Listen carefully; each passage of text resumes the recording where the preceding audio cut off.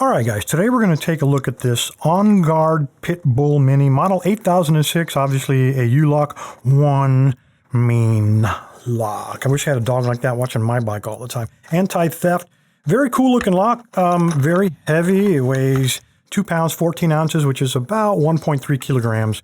They do a lot of bragging on the front. They call this 80 on a scale of 10 to 100 in terms of security. So pretty secure. They tell you what it's for, and they give you their level of confidence by telling you how much money they'll reimburse you for your bike or whatever happens to be stolen.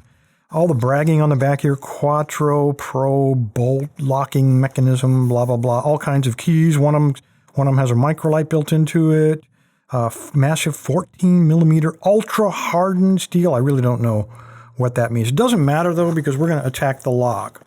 And that's where things start looking a little bit nasty, because when we flip this over, immediately we see a very tiny little keyway. It's probably less than 1/4 of an inch, and inside of there are 2 little shutters to keep all that road grit and debris out of the lock if this is hanging from your bicycle or motorcycle. So I'm going to shove those out of the way, and what I'm going to do is overlay the lock cam so you guys can kind of see what's going on here.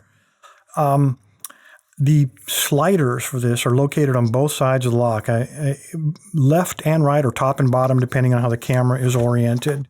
Inside of there, you have to manipulate those sliders. And what I've discovered is when you apply very, very heavy tension, that's one way to pick it. You can pick them one at a time, and that takes a lot of skill, takes a lot of time. I found a faster way, and that is you maintain light to moderate tension on your tension bar.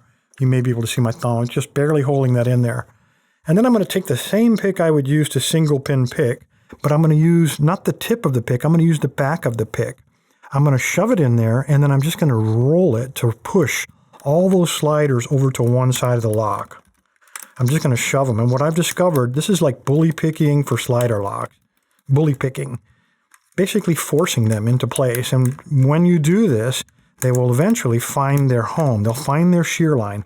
If you shoved them all over like I have, I think, then move to the other side and just shove them all back. Just go back and forth until they all find their slot. Get in there. Trying to do this through this tiny little camera lens is a little difficult. And just keep rotating until you get an open. That is all there is to picking these. They look really weird. Let me slide this out.